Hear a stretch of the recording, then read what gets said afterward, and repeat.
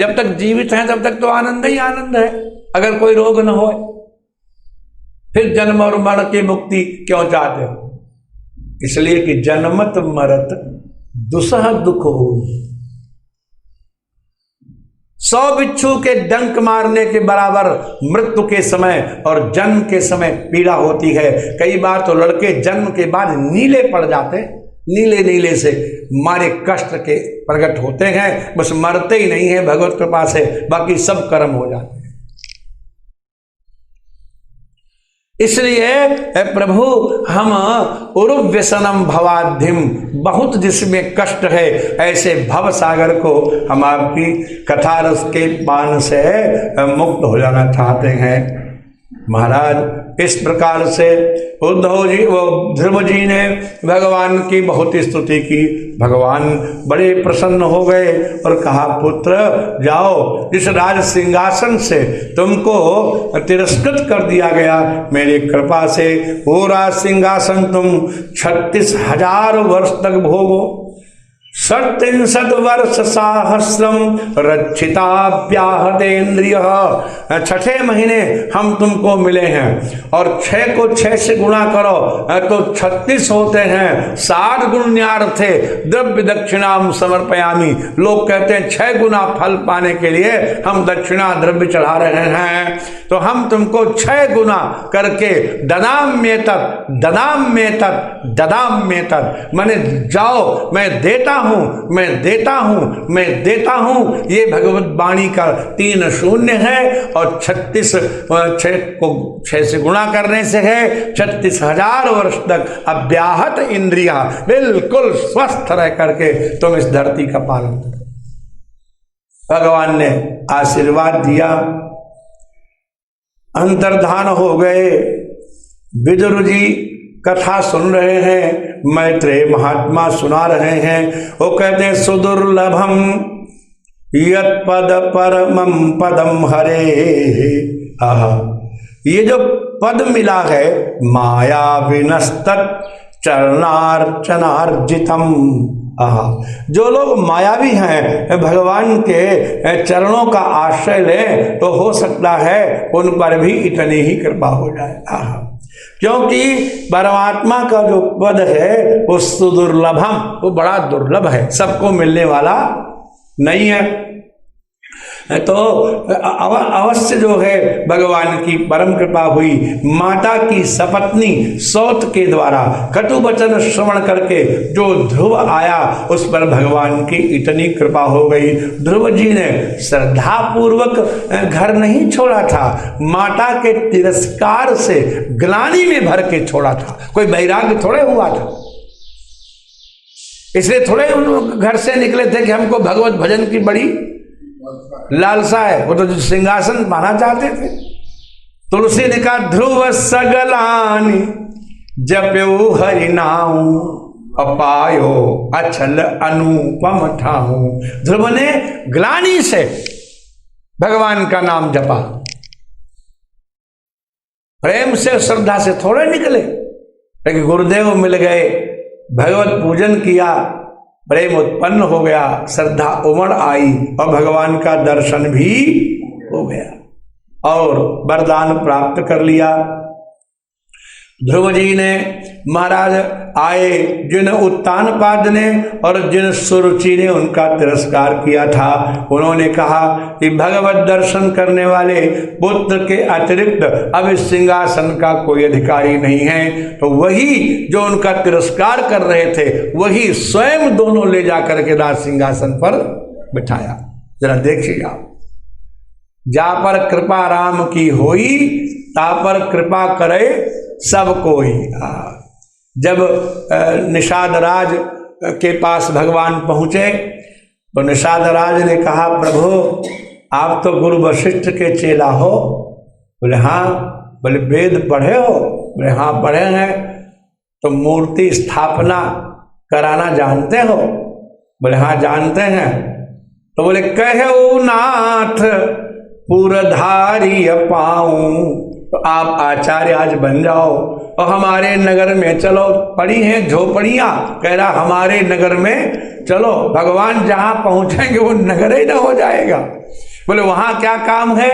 तो क्या कहा निषाद राज ने? बोले था पिय जन, हम तो रास्ते के कंकर हैं, आप स्थापना करके हमें शंकर बना दीजिए। थापीय, थापीय माने स्थापना कर दीजिए। क्या कर दीजिए? ये मूल में है रामायण में। निषाद कहता है कि मेरी स्थापना आप करिए, और जब स्थापना हो जाएगी तो सब लोग सिहाऊ, तो सब हमारी आरती करने लग जाएंगे। हम तभी तक ठोकर खा रहे हैं रास्ते की जब तक आप स्वयं आचार्य बन के मुझे मंदिर में मूर्ति नहीं बना देते। मेरी स्थापना कर दो।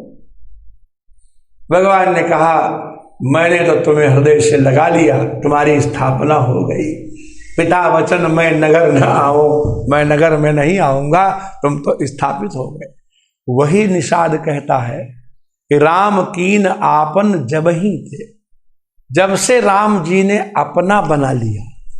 भयं भुवन भूषण तब ही थे। पहले लोग हमको अपने पास बिठाना नहीं चाहते थे, अब हमको बिठा के फोटो खिंचाते हैं। मैं भुवन भूषण हो गया, मैं भुवन का अलंकार बन गया। लोग मेरे को अपने पास बिठाकर अपने को अलंकृत समझते हैं कि देखिए निषाद बैठे हमारे बगल में। बताइए आप, जब से भगवान ने अपना बना लिया, तुलसीदास जी ने एक ग्रंथ लिखा है कवितावली। क्या नाम है? हाँ, तो कवितावली में तुलसी कहते हैं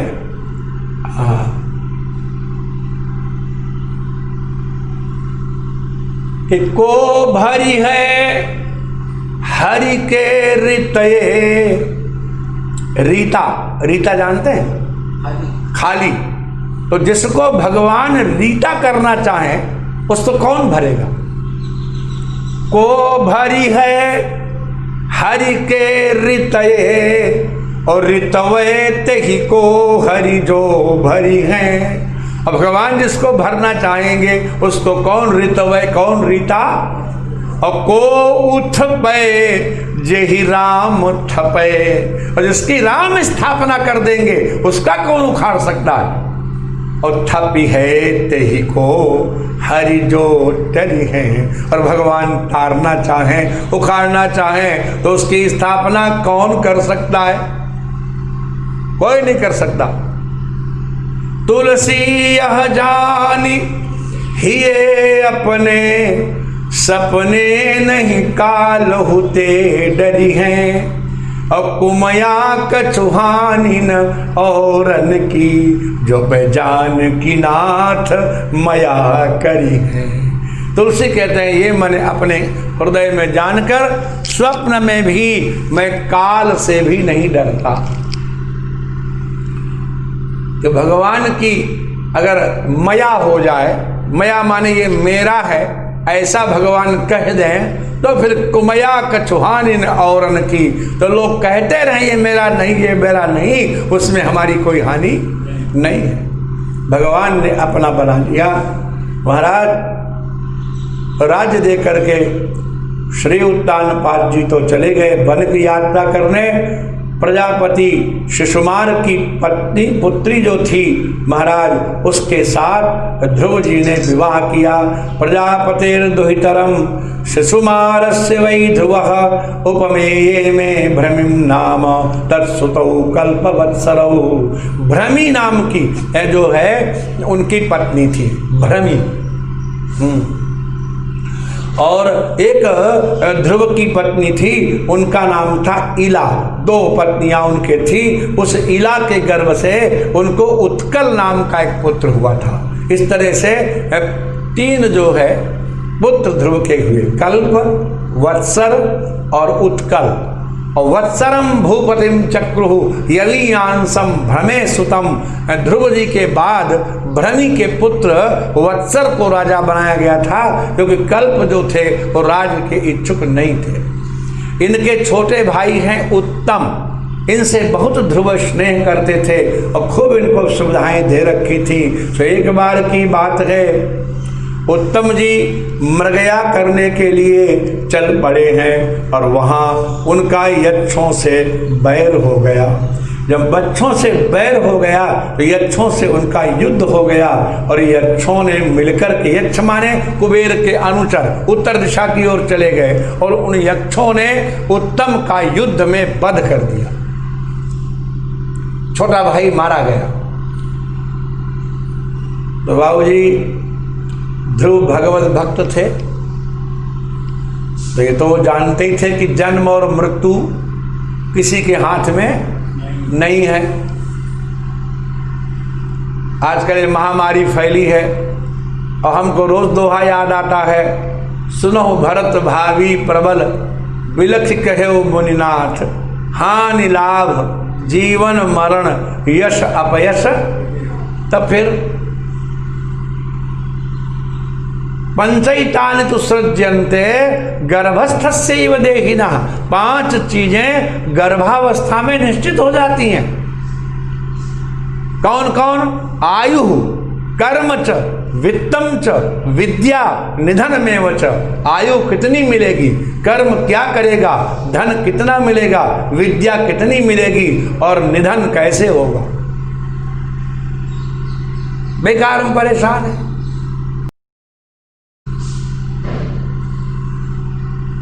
जरा विचार करें बाबूजी इन बातों पर भी। जब लोग कहते हैं कि अकाल मृत्यु मर गया, ये बात जरूर आपने सुना होगा। यहाँ अकाल शब्द का अर्थ क्या समझते हैं लोग? अकाल माने क्या घड़ी की सुई बंद हो गई थी, सूर्य नारायण गति रुक गई थी? काल एक नित्य शाश्वत पदार्थ है। काल तो कभी रुकते ही नहीं, उसकी गति तो कभी ठहरती ही नहीं है। अकाल का मतलब क्या? काल नहीं था ऐसा नहीं। तो अकाल शब्द का अर्थ क्या किया जाए?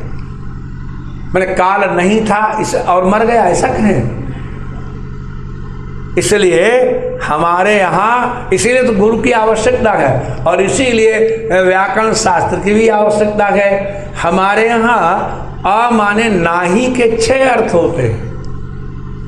कितने अर्थ होते हैं?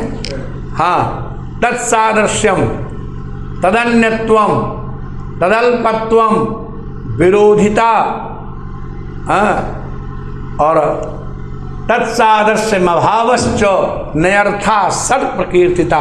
6 अर्थ होते हैं। अप्राशस्त्यम अभावश्च नयर्था सट प्रकीर्तिता। नाही के 6 अर्थ होते हैं। जैसे आप बाहर निकले यहीं और बहुत ज़्यादा कूड़ा है बगीची में और आज सेवक है नहीं, एक सेवक है उसको बहुत काम है, तो आपने कहा किसी को लिवा लाओ, उसे कुछ दे देंगे और झाड़ू लग जाए। हाँ तो लेने गए और रास्ते में मिल गए पंडित जी, बढ़िया नहाए धोए, तिलक लगाए, दुपट्टा डाले, पोछी दबाए। वो तो जा रहे थे बाबूजी कथा सुनाने और जो बुलाने गया वो बड़ा जबरदस्त था। जबरदस्ती पंडित जी को पकड़ लिया और कहा चलो। अब लिवा लाया, बाबूजी ने देखा पंडित जी को, किसको ले आया? अब ब्राह्मणम आना है। अब यहाँ आ जैसे अकाल है ना, ऐसे अब ब्राह्मणम आना है। जो ब्राह्मण न हो उसको लाओ, ये कहा ना। तो जो ब्राह्मण नहीं है उसको लाओ कहेंगे तो गधा घोड़ा भी तो ब्राह्मण नहीं है। अब ब्राह्मण का अर्थ क्या है? ब्राह्मण भिन्न कौन हुआ? तो वहां आ का अर्थ है कि ब्राह्मण भिन्नत्वे सति ब्राह्मण सदृशम, ब्राह्मण से भिन्न हो और ब्राह्मण के सदृश हो, हाथ पैर वाला हो, इसी तरह मनुष्य होना चाहिए। तो यहां अब ब्राह्मण का अर्थ है ब्राह्मण सदृश। क्या अर्थ है? ब्राह्मण जैसा लाओ, ब्राह्मण मत लाना, ब्राह्मण जैसा लाना। तो ब्राह्मण यहाँ अ का अर्थ नाही का अर्थ सादृश्य है, समझे? और कहा अनुदरा कन्या, अरे इस कन्या के उदर तो है ही नहीं, पेट तो है ही नहीं। तो पेट नहीं है तो जीवित कैसे? पेट काट के फेंक दिया किसी ने? तो अनुदरा का अर्थ है अल्प उदरा, पतले कमर वाली है। यहां नय का अर्थ है कम। खिचड़ी में नमक तो है ही नहीं, नमक नहीं है माने नमक कम है। तद अल्पत्वम, अल्पता के लिए भी नय का प्रयोग किया जाता है, अ का प्रयोग किया जाता है। इसी तरह से अकाल जो है यहां है अप्रशस्त अर्थ में, प्रशंसनीय काल नहीं है। बुढ़ापे में मरता तो ठीक था, जिस समय मरा है ये प्रशंसा का समय नहीं है, शोक करने का समय है। जैसे अकालो यमध्ययनस्य, सूर्य और अस्त हो गया है, रात्रि आने वाली है, गोधूल बेला है, दो संध्या मिल रही हैं, इस समय वेद पाठ करने का अकाल है। अकाल माने अनुचित काल, अकाल माने अप्रशस्त काल। बिना काल के कोई नहीं मरता, हाँ उसका काल अप्रशस्त है, प्रशंसनीय नहीं है। अभिमन्यु तो 16 वर्ष के थे, लेकिन चंद्रमा से मांग के लाए थे उसका पुत्र वर्चा, 16 वर्ष बाद जाना ही था, तो क्या अकाल मृत्यु कहेंगे? नहीं, उसको तो उसी समय जाना था, लेकिन भरी जवानी में गया। लोक की दृष्टि से ये उचित काल नहीं है, ये अनुचित काल है। इसी तरह से जब इतना बड़ा पंडित है ध्रुव, तो भाई मार डाला गया, तो काल के बिना तो मरता नहीं, तो इसका बदला लेने की क्या जरूरत? यक्षों ने मार डाला, लेकिन ध्रुव राजा भी हैं, उन्होंने मन में विचार किया कि यदि मैंने अपने भाई का कोई बदला न लिया तो प्रजा में संदेश जाएगा कि हमारा राजा कायर है, हमारा राजा डरपोक है, कमजोर है, और हर प्रजा उसी राजा का सम्मान करती है जिसका राजा शेर हो, पाकिस्तान में घुस के मारने वाला हो, 370 हटा देने वाला हो, कोर्ट पर जबरदस्ती दबाव बना करके डिसीजन ले आने वाला हो राम जन्मभूमि का, उस राजा को लोग प्रशंसा करते हैं, वो चाहे जैसा हो। जब 22 तारीख को जनता कर्फ्यू लगा, तो दूसरे दिन नेताओं के स्टेटमेंट आए, पूरा देश उसके कहने से सचमुच कर्फ्यू लग गया। कोई गवर्नमेंट का कानून नहीं था, जनता कर्फ्यू। तो विपक्षी नेता बोले कि कोरोना जाए या न जाए, लेकिन मोदी जरूर आ जाएगा दोबारा।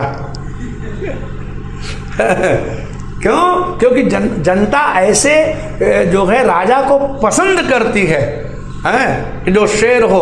अमेरिका जैसे शक्तिशाली राष्ट्र का राष्ट्रपति ट्रंप कहता है कि मोदी जी का मूड ठीक नहीं है चाइना के प्रति। बताइए, ये सारे अखबारों में छपा, पूरे विश्व के अखबारों में, कि मोदी जी का, मैंने बात की, मोदी जी का मूड ठीक नहीं था, चाइना से वो नाराज है। अब ये बात जनता सुनती तो कितना अच्छा लगता है कि चाइना भी कहता भाई ठीक है, कोई बात नहीं। डोकलाम में इसने उधम किया, मोदी जी ने ब्रह्मोस मिसाइल लगवा दी कि जो होगा देखा जाएगा, हम परमाणु युद्ध करेंगे। चाइना ने कहा विड्रॉ करते हैं, लौटा ले जाओ ब्रह्मोस मिसाइल। ध्रुव जी ने कहा नहीं, हम तो कुबेर के ऊपर चढ़ाई करेंगे। हमारे भाई को उन्होंने मार डाला, और महाराज उन्होंने इतना भयानक युद्ध किया कि हजारों महाराज यक्षों का संहार ध्रुव जी ने कर डाला। जब इस प्रकार से संहार करते हुए देखा, तो ध्रुव जी के जो दादाजी थे मनु जी, उन्होंने कहा है हमारा पोता तो परम पराक्रम दिखा रहा है, चलो इसको रोकना चाहिए। तो मनु जी वहां आए युद्ध स्थल में और बोले, हे बेटा, अलम वत्साति रोषेण तमो द्वारेण पापमना। अरे तुम काहे को भक्त हो करके तमोगुणी हो गए? ये न पुण्य जना नेतान, माने कुबेर के अनुचरों को मनु जी कहते ये तो पुण्य जन है, अवधीस तो मनागसा, और तुमने निरपराध इनको मार डाला, और वो भी भगवत के भक्त हो करके। नहीं नहीं, जल्दी से अपने धनुष की डोरी वापस लो। ये कुलीन व्यक्ति का काम है कि अपने से ज्येष्ठ अगर रोक दे और क्रोध में भी हो तो शांत हो जाए। ज्यादातर लोग क्रोध में माता पिता से भी कहते हैं जी आप बीच मत पड़िए, कह देते हैं कि नहीं।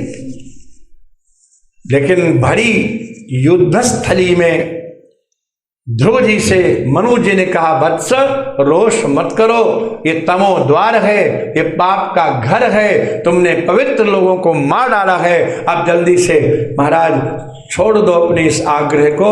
मनु जी को प्रणाम किया ध्रुव जी ने और अपने धनुष की डोरी ढीली कर दी। और कुबेर जी ने जब इसके इस सात्विक गुण को देखा, ओहो, युद्ध स्थल में ये शांति, ये धैर्य, इसका मतलब ये युद्ध जो कर रहा था वो एक काम कर रहा था, गुस्से में नहीं था। क्या कर रहा था? हाँ, एक बड़ा सुंदर श्लोक है, आपको सुनाता हूं। शूर्पणखा की नाक कट गई, तो भाई साहब आए अपनी सेना लेकर, तीनों भाई आए, खरदूषण तीसरा। तो जब आए तो बड़ा कोलाहल हुआ। तो भगवान तो दोपहर का विश्राम करके बस उठे ही थे, जटाएं थोड़ी खोल दी थी। तो लक्ष्मण जी ने कहा कि प्रभु निशाचरी सेना आ गई है। तो लक्ष्मण जी से भगवान बोले कोई बात नहीं, जरा मैं जटाएं बांध लूं। अब शीशा होता तो जल्दी बंध जाता, अब देखें कैसे। तो जानकी जी से कहा तुम थोड़ा सामने बैठ जाओ तो तुम्हारे मुख में हम अपनी जटाएं देख ले। बताइए कैसी रही होंगी जानकी हैं? तो जानकी जी संकोच बस बैठ गई। तो ऐसे बैठी, मतलब आंख में आंखें नहीं मिलाया। भगवान बोले बिल्कुल ठीक, तुम्हारे कपोल में बिल्कुल दर्पण की तरह तो हम अपनी जटाएं देखेंगे।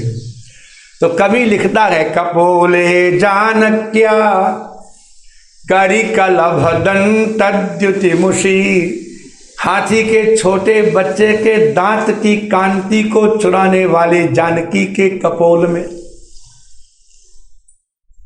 एक संत कथा सुना रहे थे कि जब ब्याह करके माता जानकी आई तो अयोध्या की सारी नारियों ने आरती सजाई कि हम भी आरती बहू की। तो दशरथ जी ने कहा कि भाई राजमहल में बाद में ले जाना, सबके दरवाजे पर बहू की आरती होने दो। आज जब आरती करें तो घूंघट भी उठाए के देखें। अब चर्चा होने लगी अयोध्या में, सब स्त्रियां कहती हैं बहू कैसी है, तो हर स्त्री कहती मेरे जैसी है, मेरे जैसी है। बुढ़िया कहती मेरे जैसी है, युवती कहती मेरे। हल्ला हो गया, ये तमाशा क्या है? तो गुरुजनों ने कहा और कैसी बतावें, जब जानकी जी के मुख को उघाड़ती हैं तो उनके मणि जैसे दिव्य आनंद में इसका अपना ही मुंह दिखाई पड़ता है दर्पण की तरह, और इसको भ्रम हो जाता है कि जानकी तो इसके ही जैसी है, जानकी तो मेरे जैसी है। कपोले जानक्या, जानकी के कपोल में, कैसा कपोल? करी कलभ दंतद्युति मुषी। करी कलभ, करी माने हाथी और उसका कलभ माने छोटा बच्चा, उसका अभी अभी जो दांत ताजा निकला है दूध की तरह सफेद, उसकी कांति भी फीकी पड़ जाए माता जानकी के कपोल के सौंदर्य के सामने।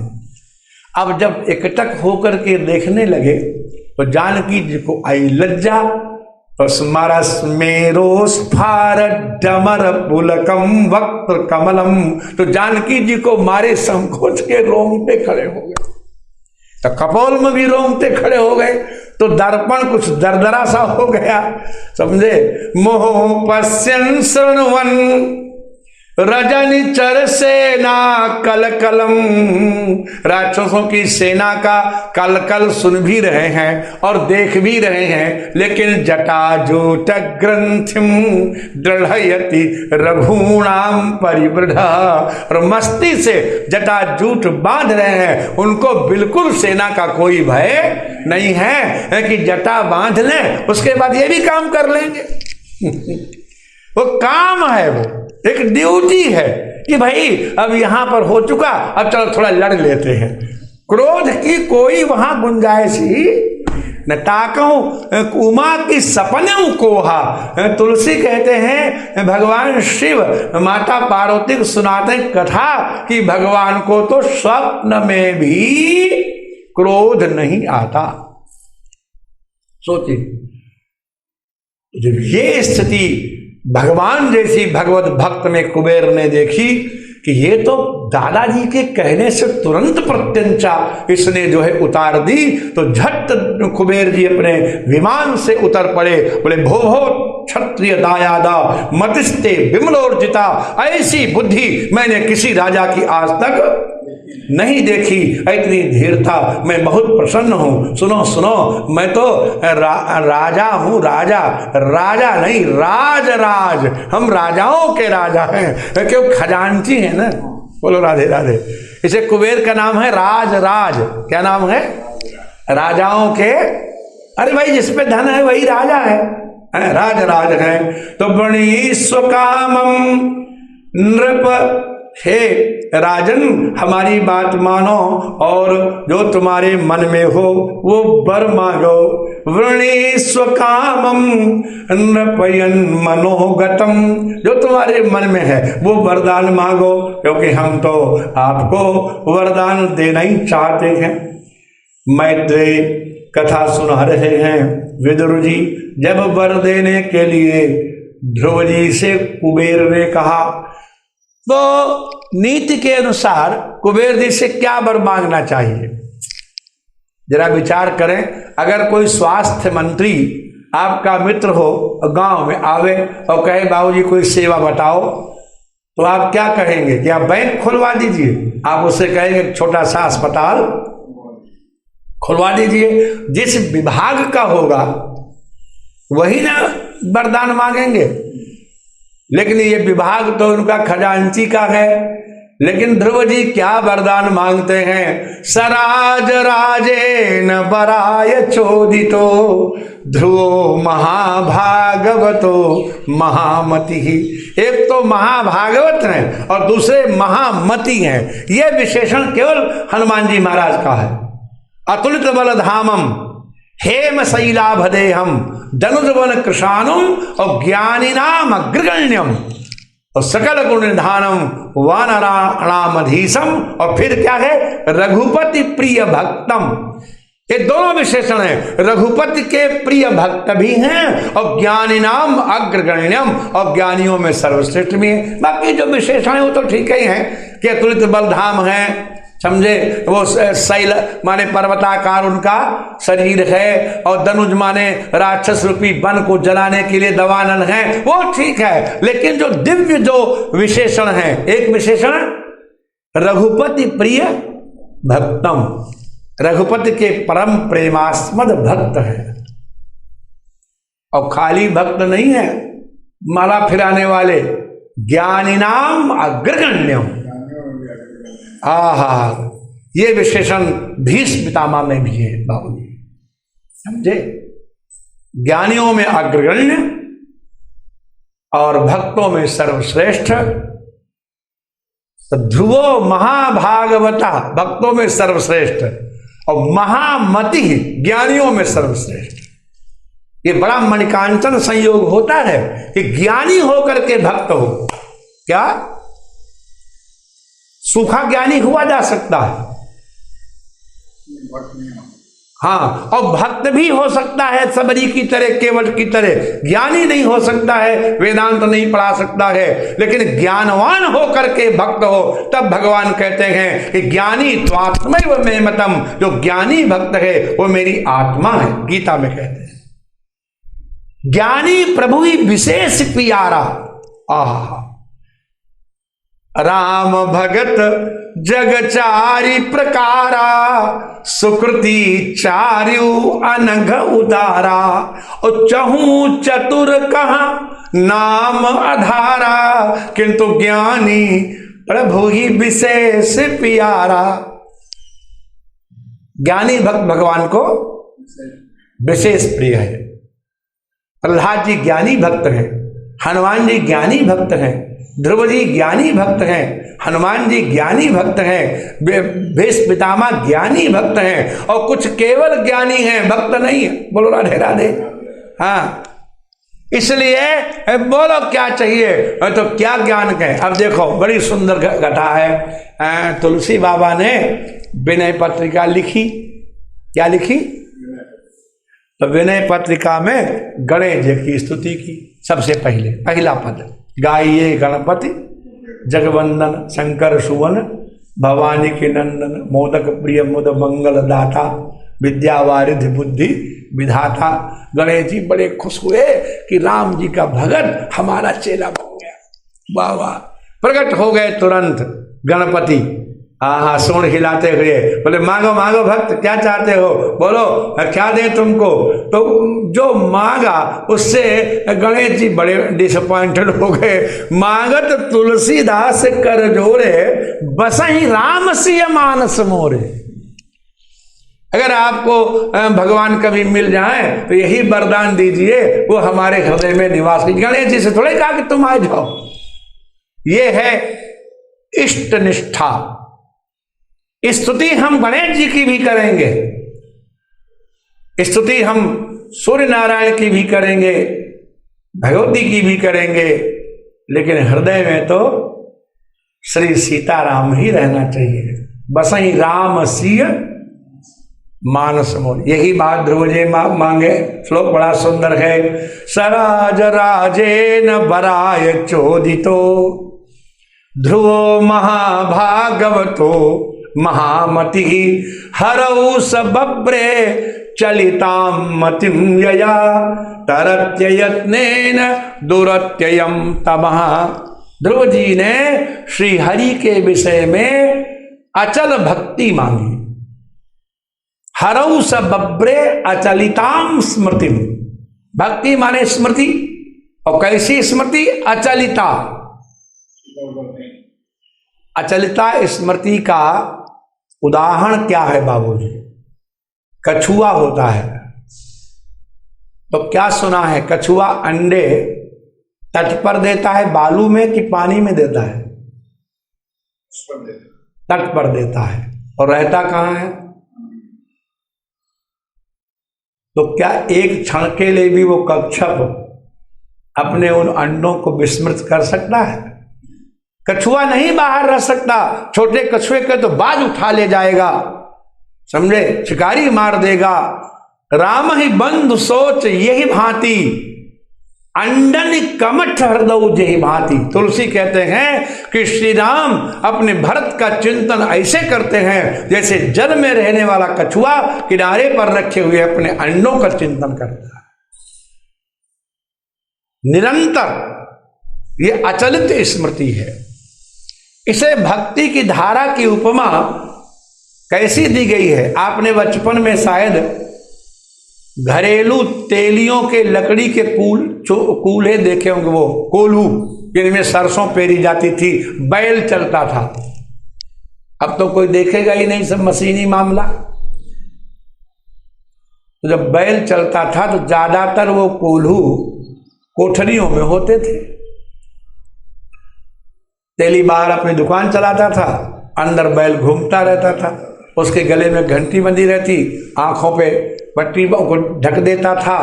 एक नैयायिक आया, उसने कहा कि जो है आपने बैल के गले में घंटी क्यों बांधी है? तो तेली बोला चलता रहता है तो घंटी बजती रहती है, मुझे पता लग जाता है। जब घंटी बजना रुक जाती है तो जो मैं धीरे से जाके एक डंडी मार देता हूँ, तो बैल को भ्रम होता कि इस पीछे ही है, तो फिर रुकता नहीं है। तो नैयायिक बोला अगर वो खड़े खड़े सिरे से हिलाता रहे तो चलेगा नहीं, घंटी बजेगी। तो तेली बोला वो तुम्हारी तरह न्याय नहीं पढ़ा है, वो बैल है। ये कुटिलता तो पढ़े लिखे ही कर सकते हैं। कितना बड़ा व्यंग्य है कि वो तुम्हारी तरह न्याय शास्त्र थोड़ा पढ़ा है, खड़े खड़े भी घंटी बजाई जा सकती है। वो तो बेचारा सीधा साधा है, वो तो चलता ही तभी बजती है। तो वहां क्या होता था, पहले मोटी धार निकलती थी और फिर जब कम हो जाता था तेल तो निर्वात कोठरी के अंदर जहां वायु भी नहीं है, सोने की तार की तरह एकदम खड़ी पतली धारा, न थरथराती थी, न टूटती थी, न हिलती थी महाराज, अविच्छिन्न। तो कहा अविच्छिन्न तैल धारावत मनसो वृत्ति भक्ति, जैसे तेल की धारा अविच्छिन्न गिरती है, उसी तरह मन की वृत्ति जब परमात्मा के चरणों में अविच्छिन्न हो जाए तो समझो भक्ति सिद्ध हुई। मनसो वृत्ति अविच्छिन्ना स्यात्। हनुमान जी ने जो वरदान मांगा भक्ति का, क्या मांगा? नाथ भगति अति सुखदायिनी, देहु कृपा करी अनपायिनी। तो अनपायिनी माने अपायो विश्लेष, अपाय माने टूटन, नागा, बीच में गैप। हमको बिना गैप की आपकी भक्ति चाहिए, संडे मंडे वाली नहीं चाहिए। नाथ भगत अति सुखदायिनी, देव कृपा करे अनपायिनी। ये है अनपायिनी का, अपाय नहीं होना चाहिए। क्या? तो यही बात ध्रुव जी कहते हैं, हरौ सबब्रे अचलिताम स्मृतिम यया। अचलिताम स्मृतिम, स्मृति कभी डिगई ना। तरति अयत्नेन दुरत्ययम तमः, उसके कारण अयत्नेन बिना प्रयास के ही दुरत्ययम तमः, गहन भवसागर के अंधकार को जीव पार हो जाता है। जय हो बेटा, तुम जैसा भक्त संसार में कौन है। ध्रुव जी आए, बहुत दिन हो गए राज्य करते करते, भगवान की याद आई। 36,000 वर्ष बीत गए हैं, शरीर तो वैसे ही स्वस्थ है, हम कब तक रहें। तो वत्सरम भूपतिम चक्रुहु यवीयान संभ्रमे सुतम, वत्सर को बुलाया, बेटा तुम ये राज्य स्वीकार कर दो। और उसके बाद प्रयहु विशालाम, विशाला नगरी की ओर चल पड़े। विशाला नगरी माने बद्री विशाल। कहाँ चल पड़े? हाँ, उनका ये है नाम है बद्री विशाल। और जब कालो पसष्टमिति स प्रययौ विशालाम, अब काल आने वाला है, हमें विशाला की ओर जाना चाहिए। वहां जाकर के उन्होंने अपना अलकनंदा में स्नान किया, नित्य नैमित्तिक करने लगे। एक दिन संध्या वंदन करके बैठे हुए थे तो सदर्श विमान आक्रम, उसने देखा कि एक विमान सामने आ रहा है। जैसे विमान को देखा, नवसो वतरतः नभसा, आकाश से नीचे वो विमान उतर रहा है, दिशाएं अवलोकित हो रही हैं। उस विमान से 2 देवता उतरे, एक का नाम नंद है, दूसरे का नाम सुनंद है। ये दोनों भगवान के पार्षद हैं। भो भो राजन सुभद्रम ते, राजन तुम्हारा मंगल हो, तुमने तो यह 5 वर्ष तपसा भवान देवम अति त्रिपत, क्या क्रिया लाई है। तुम 5 वर्ष के थे और तुमने अपने भजन से श्री कृष्ण को तृप्त कर दिया। ये कौन सा विशेषण दिया?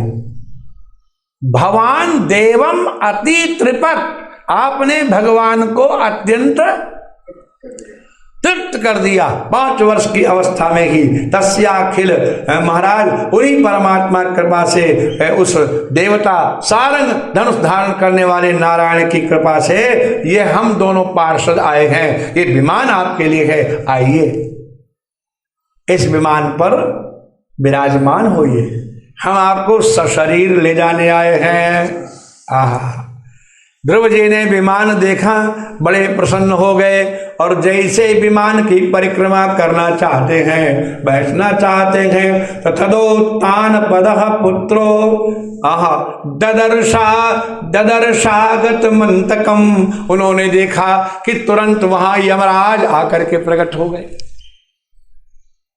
और यमराज ने कहा, हे राजन, ये ठीक नहीं है, आप मृत्युलोक के नियम का उल्लंघन मत करें। इस शरीर से विमान पर मान बैठे, हमको इस शरीर से आपको पृथक कर लेने दीजिए, अलग कर देने दीजिए। तो ध्रुव जी अब क्या करें, ऐसे मना करें तो संत यहां पर कल्पना करते हैं कि उन्होंने कहा कि हे यमदेव, ये विमान तो वैकुंठ का है, आपने पहले ऐसा विमान दर्शन किया है? अरे यमराज बोले हम कहां से करेंगे, हम तो नारकी प्राणियों में रहने वाले। बोले इस दिव्य विमान को आओ, हम आप परिक्रमा कर लें, फिर हमारा आपका झगड़ा फैसला होता रहेगा। यमदेव ने कहा हाँ हाँ परिक्रमा कर ले। तो यमराज आगे आगे चले, ध्रुव जी पीछे पीछे। परिक्रमा का एक नियम होता है बाबूजी कि जब परिक्रमा पूर्ण होती है, जहां चालू की थी वहीं, तो सिर धर के प्रणाम किया जाता है। और जैसे ही यमराज ने सिर झुकाया, मस्तक धरती पर ना रखा लेकिन झुका दिया, और जैसे झुकाया तो मृत्योर्मूर्धनि पदम दत्वा, मृत्यु के मस्तक पर पैर रख करके और झट विमान में ध्रुव जी चढ़ गए। ध्रुव जी देखते ही रह गए। बताइए, वो यमदेव देखते ही रह गए। मृत्योर मूर्धनी, मृत्यु के मूर्धा पर, मूर्धा माने सिर, पदम दत्वा सीढ़ी बना दिया। आरोहास भूतम गृहम, अद्भुत गृह में, अद्भुत विमान में आरोहण कर रहे, चढ़ गए आरोह। अब इतना सामर्थ्य यमराज का कहा कि ध्रुव जी को उस विमान से हाँ उतार सकें। आहा, जब इस प्रकार से विमान चल पड़ा तो सच स्वर लोक महारोक्षण सुनीतिम जननीम ध्रुव, जब स्वर्ग लोक के वैकुंठ की ओर चलने लगा तो ध्रुव को अपनी माता की याद आई। कृतज्ञता, धन्य है हमारी माता सुनीति, जिसने 5 वर्ष में मुझे अनुमति दे दी कि जाओ पुत्र आराधना करो भगवान की। न मैं मुझे आज्ञा माँ ने दी होती, न मैंने आराधना की होती, न मुझे ये दिव्य विमान आता। अन्नस्मरदगम भित्वा दीनाम यासे तिपिष्टिपम, धिक्कार है मेरे जैसे पुत्र को कि अपनी माता को छोड़कर मैं अकेला ही बैठ गया इस विमान में। रोको रोको, मैं इस विमान में जाना नहीं चाहता। जब इस प्रकार से उन्होंने कहा कि हम नहीं जाना चाहते हैं, बोले क्यों नहीं जाना चाहते हो? बोले मैं अपनी माता को नहीं छोड़ सकता। तो पार्षदों ने कहा राजन, विमान का पर्दा हटा के देखो। जैसे ही पर्दा हटाया तो दर्शयामास तुर्देवीं पुरो यानेन गच्छतीं, उससे भी एक दिव्य विमान के ऊपर बैठ करके आगे आगे माता सुनीति जा रही। यह है सतपुत्र का फल। आगे आगे ध्रुव जी के दर्शयामास तुर, दर्शयामास तो दोनों पार्षदों ने दिखाया। पुरो, पुरा माने अग्रे, याने न गच्छतीं, विमान से जा रही है। अब तो ध्रुव जी बड़े प्रसन्न हो गए। जब ये बात महाराज जो है सुनी तो विदुर जी कहते हैं ये बताओ, ध्रुव जी के इस चरित्र को हमने सुना है कि प्रचेताओं की सभा में देवर्षि नारद ने गाया था। तो मेरा एक प्रश्न है कि ये जो दिव्य विमान या दिव्य गति ध्रुव को मिली, वो किसके फलस्वरूप मिली? ये बड़ा अच्छा प्रश्न है बाबूजी। हाँ, मधुबन में तपस्या की धाम की महिमा थी, नारद जी ने कृपा की गुरु की महिमा थी, मंत्र विशेष जपा मंत्र की महिमा थी, या गुरु जी ध्रुव जी के हृदय में जो सचमुच भगवत प्रेम उमड़ा उस भक्ति की महिमा थी। ये विमान कैसे आया? ये गति और किसी को तो मिली नहीं। ये प्रश्न है यहां कि राजाओं को तो छोड़ो, बड़े बड़े वेद पाठी, बड़े बड़े पंडित, बड़े बड़े ऋषि, बड़े बड़े मुनि, दृष्ट्वा विपायानपि वेदवादिना, बड़े बड़े वेदवादी लोग नैवाधुगंतुम प्रभवंत किम नृपाः, 5 महीने में 5 वर्ष की अवस्था में भगवान का भजन करके ये गति पाए। इस उपाय को आज तक वैदिक लोग शास्त्रों में ढूंढ रहे हैं कि वो हम भी कर ले। ये लिखा है भागवत। दृष्ट ध्रुव तो राजा थे, तो राजाओं की छोड़ो, वैदिक विद्वान पंडित आचारवान जितेंद्रिय महात्मा सारे वेदों को पलटते रहते हैं आज तक। दृष्ट्वाभ्युपायान इति वेदवादिनो, और वेदों में बाबूजी भगवत प्राप्ति के हजारों उपाय लिखे हैं। तो ऋषिगण कहते ये नहीं, ये नहीं, ये नहीं। मैंने आज तक निश्चय नहीं कर पाए कि वो कौन सा अनुष्ठान था जिसकी कृपा से ध्रुव जी को ये गति मिली। उत्तर नहीं मिला, तो आज उत्तर दे रहे हैं। और वो उत्तर कोई साधारण व्यक्ति नहीं दे रहा है, देवर्षि नारद दे रहे हैं कि मैं बताता हूं ध्रुव जी को ये गति कैसे मिली। और क्या श्लोक है, नूनम सुनीते पति देवताया तप प्रभावस्य सुतस्य ताम गतिम। प्रचेताओं की सभा में देवर्षि नारद कहते हैं ये ध्रुव कोई बालक नहीं है, ये तो माता सुनीति की तपस्या है। उसी ने ये बालक का रूप धारण किया हुआ है। नूनम, नूनम माय नो डाउट, निश्चय, हाँ निश्चित है। सुनीते है पति देवताया, पतिव्रता सुनीति। अब पतिदेवता विशेषण क्यों दिया बाबूजी? कि अत्यंत आदर करने वाले धनवान पति का अगर कोई देवता के रूप में पूजन करे अथवा मान्यता देवे, वो तो है ही सरल है। लेकिन ऐसे तिरस्कृत करने वाले पति, जिसने उसके कौवे हराने के लिए लगा दिया, जिसके पुत्र को सिंहासन पर नहीं बिठाया, जिसको दासी बना के छोड़ रखा है, उस राजा को अपना देवता माने। आजकल तो झट राधे राधे हो जाता है। इसलिए मैं पूछता हूं पढ़े लिखे लोगों से, अंग्रेजी वाले से पूछता हूं कि तुम्हारे यहां पति पत्नी को अलग करने का शब्द है डिवोर्स, और उर्दू में है तलाक। संस्कृत या हिंदी में कौन सा शब्द है जिसको सुनते ही पता लग जाए कि पति पत्नी अलग हो गए? हैं? जो होता ही नहीं उसके लिए शब्द ही नहीं होता, उसके लिए, क्योंकि हमारे होता ही नहीं था अलग। अंग्रेजों के पास मक्खन होता है, घी नहीं होता है, तो कहता I went to temple put ghee lit the lamp. हमने घी रखा, घी का घी कहता, घी का वाचक कोई शब्द नहीं है, घी होता ही नहीं। इसी तरह से हमारे यहां पति और पत्नी के विच्छेद को बताने वाला कोई भी शब्द नहीं है, तो यहां कल्पना ही नहीं उस काम की, होता ही नहीं था। बनाया हुआ शब्द संबंध विच्छेद जो बोलते हैं, वो तो किसी से भी हो सकता है, हमारे मित्र से भी हो सकता है।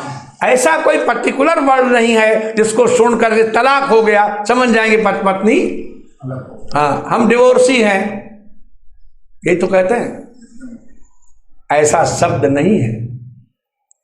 इसलिए क्योंकि यहां की देवियां, जब ये कहा गया कि धरती इतनी भारी कैसे रुकी है, तो सती भी सत्यवादी भी 7 खंभों में एक बीच का जो मोटा खंभा है वो सती नारियों का है। गोभिर विप्रैश्च वेदैश्च सती भी सप्तवादी भी अर्धैर दानसूरैश्च सप्तभिर धार्यते मही। 7 खंभों पर ये पृथ्वी टिकी हुई है, समझे? उनमें एक खंभा गो है, एक खंभा ब्राह्मण है, एक खंभा वेद है, सती नारियां, सत्यवादी पुरुष और दान वीर लोग, दानशूर। उस दिन मैंने देखा गाड़ी में बढ़िया पैकेट रखे थे चावल के। मैंने कहा क्यों रखे हैं? बाबूजी बांटने जाएंगे। क्या कोई रिश्तेदार को बांटने जा रहे हैं? कोई परिचित है? ये है अलुब्ध दानशूर। हमारे यहां दानवीर एक रस है, बहुत बड़ा वीर है वो, सबसे कठिन जो वीर है वो दानवीर होता है। क्या होता है? हाँ, जिस रुपये को प्राप्त करने के लिए व्यक्ति खंबे पर चढ़ जाता है बिजली के, छू ले तो मर जाए, कोयले की खान में घुस जाता है, फट जाए तो मर जाए, रेल इतनी तेजी से चलती है 2 अंगुल के पटरी पर, बोलो 120 किलोमीटर की स्पीड से चलने वाली रेल का पहिया उतरे तो ड्राइवर का क्या होगा? जो फ्लाइट को चलाने वाले ड्राइवर्स हैं, वेतन के लिए हमेशा अपने प्राणों को हथेली पे लेके चलते कि नहीं? जब तक पहिया उतर के धीरे धीरे रेंगने न लग जाए तब तक कोई गारंटी है कि लौट के आएंगे कि नहीं। जो धन इतनी कठिनाई से कमाया जाता है उसको दान कर दे, उससे बड़ा वीर संसार में कोई नहीं है। इसलिए उसको धरती का स्तंभ बताया गया शास्त्रों में। क्या बताया गया है? हाँ, धरती का स्तंभ। गोभी विप्रैश्च वेदैश्च सतीभिः सत्यवादिभिः अलुब्धैः दानशूरैश्च सप्तभिर्धार्यते मही। 7 खंभों से ये धरती टिकी है। जब तक ऐसे एक भी बने रहेंगे तब तक धरती कभी डूबेगी नहीं, ये चलती रहेगी। इसे देवर्षि नारद कहते हैं कि ये न तो ध्रुव की तप का फल है, न मंत्र का फल है, ये तो माता सुनीति की तपस्या का फल है। बाढ़े पूत पिता के धर्मा, खेती बाढ़े अपने कर्मा। नूनम सुनीते पति देवतायाः तप प्रभावस्य सुतस्य ताम गतिम। उनके पुत्र की उस गति को देखकर दृष्ट्वाभ्युपायानपि वेदवादिनः, वेदवादी भी उपाय ढूंढते रहे, लेकिन नैवाधिगंतुम प्रभवन्ति, आज तक नहीं ढूंढ पाए। तो किम नृपाः, फिर राजा कहां से ढूंढ लेंगे? ध्रुव जी सदगति को प्राप्त हुए। इन्हीं ध्रुव जी के वंश में जो है वत्सर राजा हुए। वत्सर के पुत्र थे पुष्णार्ण। पुष्णार्ण के वंश में विष्ट नाम के राजा हुए।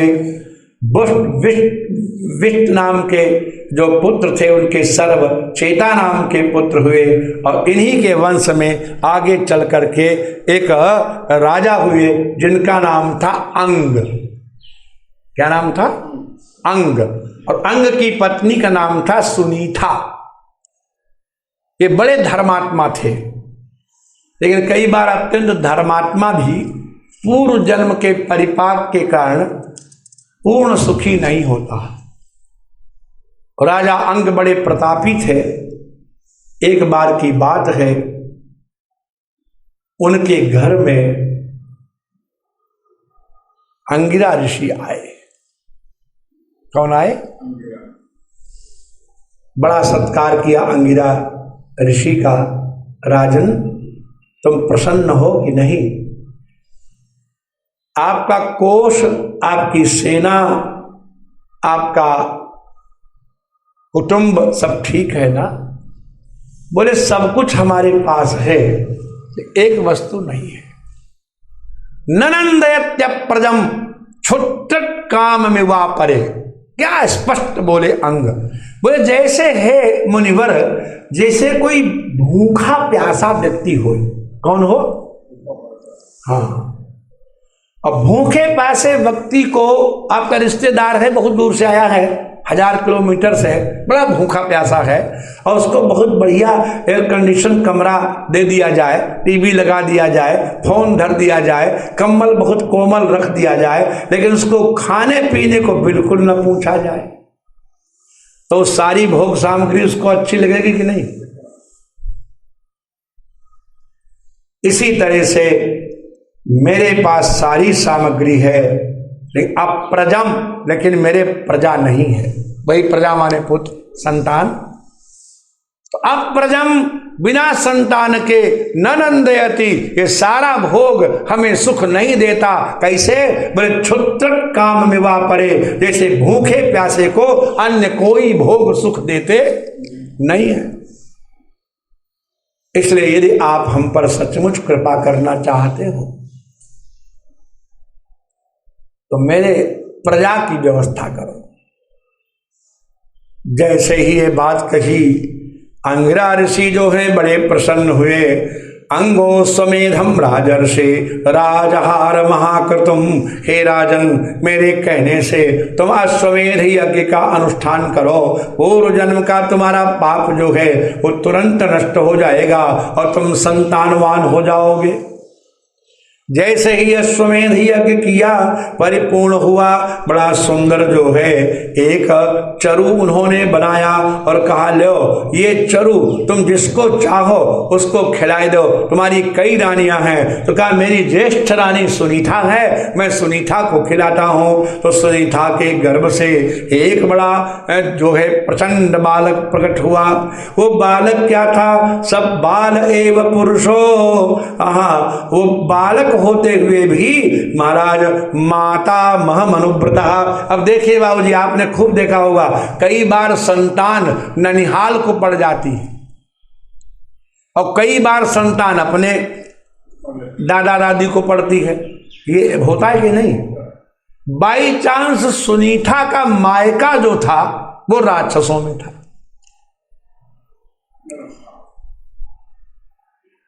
तो अंग के जो पुत्र हुआ तो भगवान सुखदेव कहते हैं माता महमनुव्रता। माता मह माने नाना, वो नाना के गुण वाला हो गया। और नाना बड़ा उसका उद्दंड दुराचारी था, प्रजा को दुख देने वाला। सोई वो लड़का हुआ, छाया पड़ गई बाबू राधे राधे। इसीलिए तो बड़ा संभल करके जो है स्त्रियों की रक्षा करनी चाहिए, लिखा है। बड़ी रक्षा करनी चाहिए स्त्रियों की। ऐसे भी वर्ण संकरता आ जाती है। इसीलिए जो अच्छे घर की स्त्रियां हैं वो चतुर्थ दिन का स्नान करके सबसे पहले अपने पति का ही दर्शन करना चाहती हैं, अथवा पति दूर हो तो दर्पण में अपना ही मुख देखें और किसी का मुख नहीं देखें। ये हनुमान जी बंदर कैसे हो गए? आपने कभी इस पर विचार किया कि नहीं? बहुत दिन से हनुमान चालीसा पढ़ते हो कि शंकर सुवन और केसरी नंदन, दो बाप कैसे हो गए?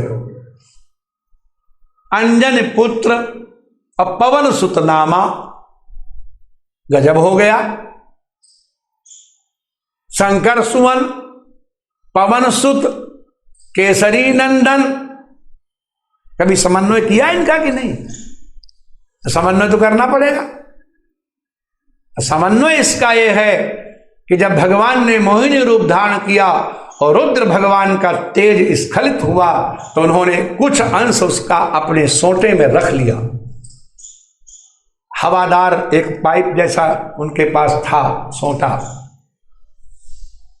और वो शिव भगवान संत का वेश बनाकर सत्पात्र को ढूंढ रहे थे कि कहां आधान किया जाए।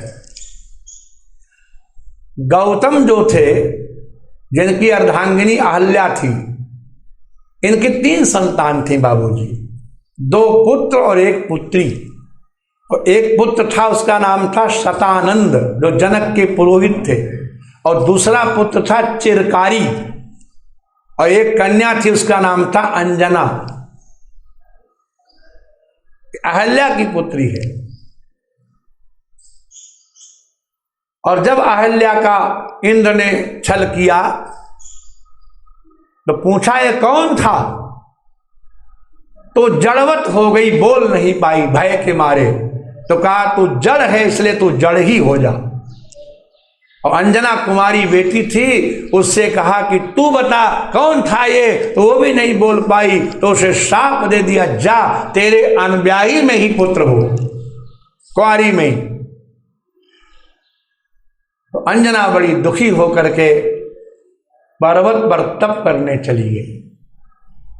अब स्त्री का जो शारीरिक धर्म है वो तो हो गई, तुम कितने भी तपस्विनी हो।